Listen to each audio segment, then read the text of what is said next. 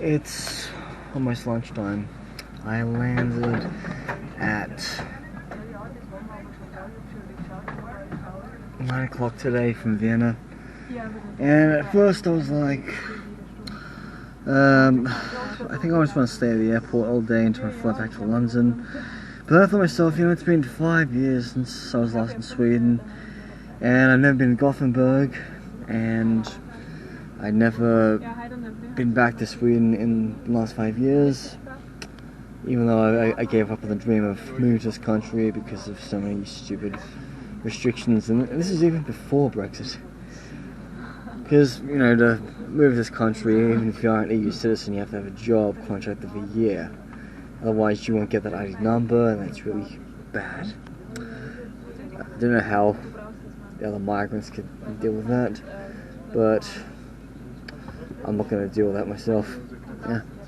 So anyway, it's like 240 Swedish kroners to get the bus, station and back. So it's good value. Driving past the Volvo Museum over there, and there's a water park. I always remember that Sweden has so many more trees than Britain. If I want to find a leafy suburb in London, I go to Hampstead Heath. There's a theme park in the middle of Gothenburg. A couple of tall towers. You see, I don't have much of a guide to Gothenburg. I just only know there's a couple of churches, and a synagogue there. There's, a tower. I don't think there's any royal palaces in Gothenburg. I mean, that's all Stockholm, Uppsala.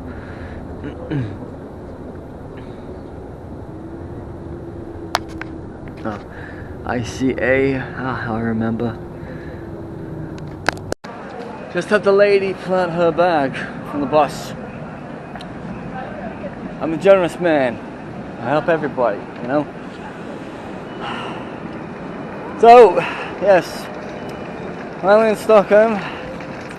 There's cars traveling through the streets, which make you think, are these really roads or are they footpaths?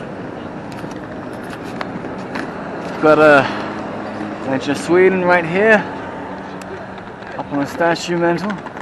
Just enjoying a fika right now, which is kind of what they call a coffee break over here. Just got myself a cinnamon scroll and filtered coffee. That's the cheapest you can get. It's like £2 a cup. You can get 2 of these cinnamon scrolls for about 36 krona, or about £3-ish, something like that. Yeah.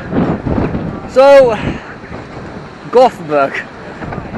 4 years ago, I wrote to an Australian bar in Gothenburg asking if they had any work, and they basically said, check back in a couple of months and we might hire you. My original plan was to go to East Africa for 2 weeks and then come back to Gothenburg. That didn't happen because, I didn't go to Africa. I went to the Guianas, to South America, and 2, I just went back to London. For many years, I had a dream of wanting to live in Sweden, and even though I spent a whole month in Stockholm in 2018, that never really materialized.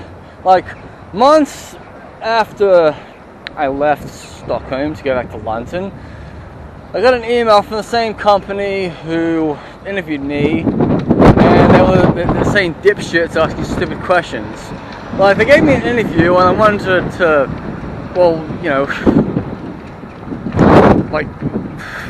hire me and get me to a place up north. But then the interviewer had to be such a xenophobic knob asking her why she was Sweden. And I would have said some nasty things. I'm like, why are you not putting me, a EU citizen, why are you putting the jihads and the neo-Nazis over people who are leftists and they stand with other people like that? And so the funny thing was, I booked a ticket to Mexico, and the interviewer wrote back to me a month later saying, "Oh man, are you ready to work?" And I'm like, "Well, I'm already going to Nicaragua." So my mom was like, "Ha! Martin, he missed the boat. I'm like, I hate it when people, they don't give you job opportunities because you're a foreigner, or because, you know, they think you're not going to stick around much in this country, or they want to ask like stupid personal shit about like why you came here and all. I'm like, dude, if you want to be racist and basically just say, you know, fuck off, I don't want to hire people who don't have Swedish citizenships, then be like that. Because, you know, Sweden has always been a melting pot of culture, no matter what you think about those bloody no-go zones or what some migrants do. I mean, yes, there's always good and bad people in migrants, and then also in Swedes, there's always good and bad. Yeah. You know, the one thing I always liked about Sweden is that in World War II, they were neutral. They provided a safe haven for Jews. And then, from the 1950s to the 1980s, they provided, like, you know, non-lethal aid to African liberation movements. Olof Palme once went to Zambia, stood on the border of Victoria Falls, and he called it a border of human decency. And Olof Palme was assassinated, and some people believe it was the South Africans who did it. So, nice and windy, it's autumn, got my coat on, I'm lucky I bought this in Bosnia. Just walking through all the hacky shops in the shopping heart of Gothenburg.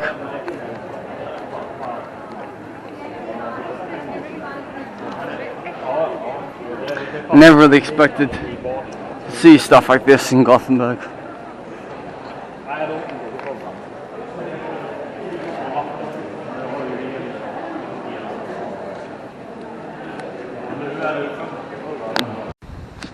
Okay, so that building over there, that's the synagogue built in the 19th century. And what a great location. With the river there. You know,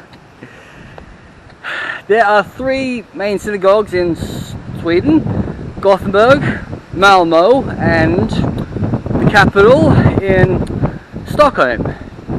And also there was one in Norrköping, but that's not used these days as a synagogue, it's more like a museum. I'm always happy as a man of Ashkenazi faith, even though my DNA is 5%, I always feel love to come to a synagogue anywhere in the world. Put on my kippah, show some respect.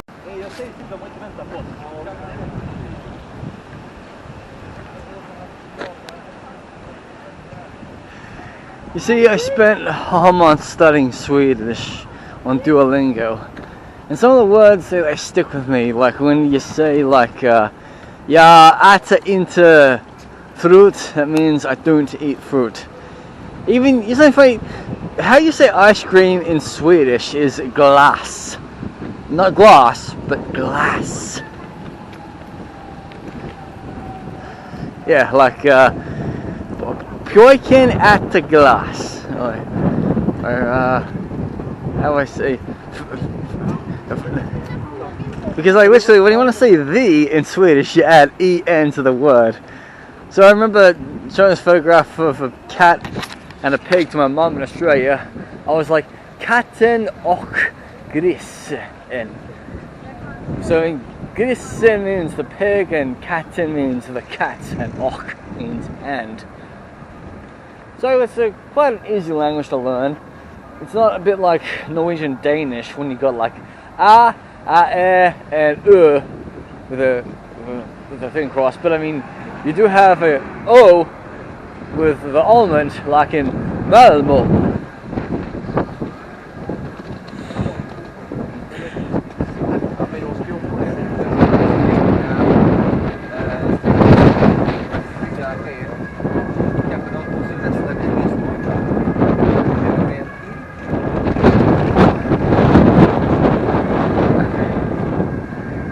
So, if you want cheap food in Sweden, your best bet is to go to 7-Eleven or go to Pressbriand. You can get a hot dog for like £2. Seriously, like if you're on a budget, you'd be living off hot dogs here. When Drew Binsky went to Oslo, for $10 he got an espresso, a bus ride home, a hot dog, and something like a Kit Kat. Well, actually, the Norwegian version of Kit Kat.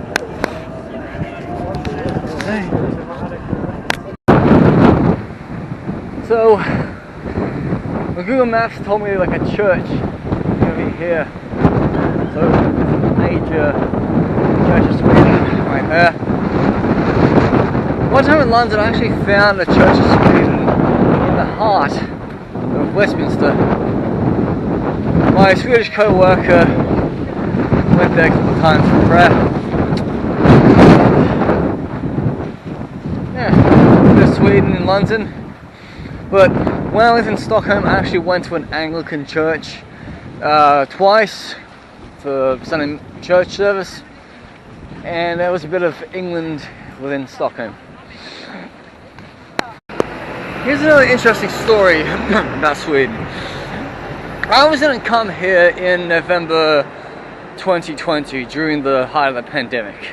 Yes, the second British lockdown. I was in Serbia for a couple of weeks. I screwed up my plans to visit northern Iraq because the Turks had cancelled my flight to Erbil.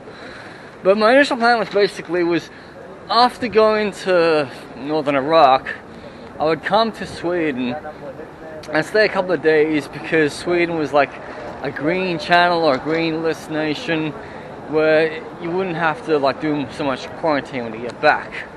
Fortunately, that thing was all axed around November. Like literally, even if I'd spent like 3 days in Sweden, 11 days in Serbia, I'd still have to spend 14 days at home.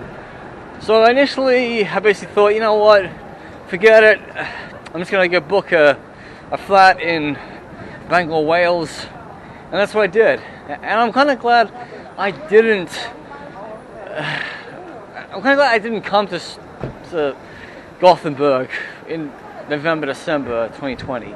Not because of the pandemic, not because Sweden didn't go into an actual lockdown like all the other countries did in the world, and neither did my country. I mean, when I say lockdown, I mean they should have closed the borders and all that stuff. Like Britain never closed its borders, and neither did Sweden, but all the other neighboring countries did. So I'm kind of like, if I had gone to, northern Iraq and Turkey and Sweden, I would have never ever met that South African friend of mine who changed me for the good. And so I'm